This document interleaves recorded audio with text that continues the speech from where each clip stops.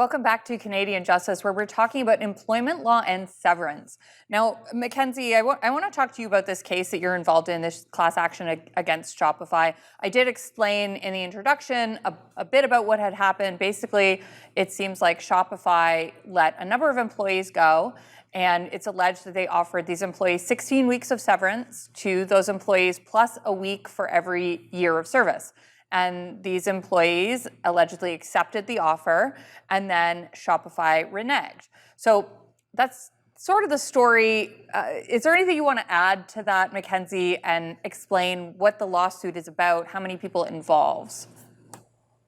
Absolutely. So this is a very shocking situation. I've never, in all of my years of practice, I've never seen anything like it. So what happened was Shopify let go a number of employees. They were given an offer. Shopify applied significant pressure and threatened that if they didn't sign and accept the offer by a particular day, that they weren't going to pay it. So it was a kind of, you better do this or else situation. Many of those employees obeyed, did what Shopify was asking them to do, signed back the agreement, and all of a sudden, Shopify is saying, nope, we're not going to pay it. So you don't really need to be a legal expert to know that this is wrong. You can't do this, but we're not really sure how they're going to defend this because really a deal is a deal. So I think it's really important to note that this isn't a situation where the offers that were originally made were these significant windfalls for these employees. It's not, an obvious mistake. They were offered millions and it's a major windfall for them.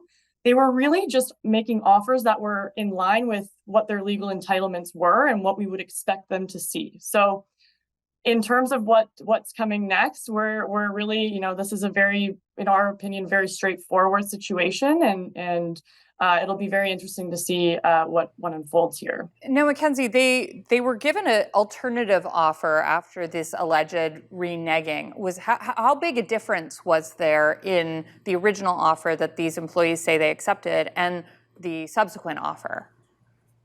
So the subsequent offer is significantly less. We're talking, tens of thousands of dollars per employee. So these are, it's not a small amount. We're really talking about large amounts of money for these employees who are now left through no fault of their own, unemployed in a pretty challenging job market. And now, Danica, this isn't one of your cases, but I'd like to get your take, especially on this issue of this high-pressure tactic that's been alleged here, where a package is offered and says if you don't accept it within a certain number of days, it drops. What's your view on that type of tactic and generally what happened in this case, which, again, the allegations are not proven in court, but these are the allegations? Yeah, and because I don't act for Shopify, I'm a little bit, I only know what's been reported out there. As I understand it, Shopify has said there was some sort of error, whether that was someone made a mistake doing calculations. As a lawyer, I'm terrible at math, so I completely understand that.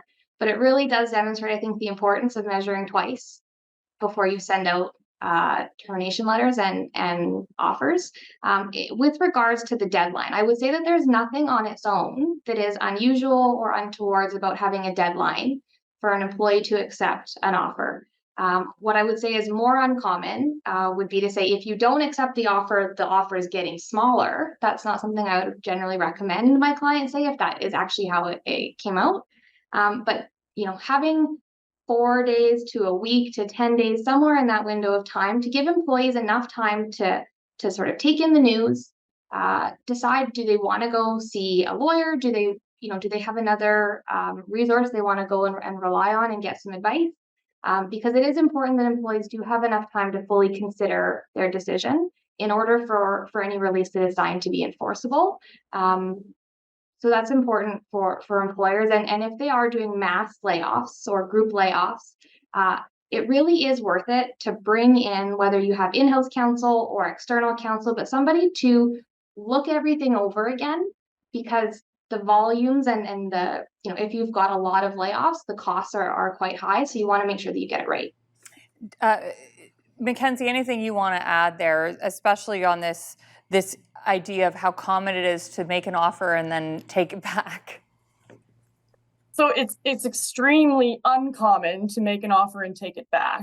But in terms of putting the deadlines in place, certainly that's fairly common. But if the deadline is pretty tight, and you're feeling pressure to sign back, that should really be a red flag to you that likely, you know, either the offer they're giving you isn't what you're truly owed or something that you should We've have got to go, reviewed. but we'll be right back.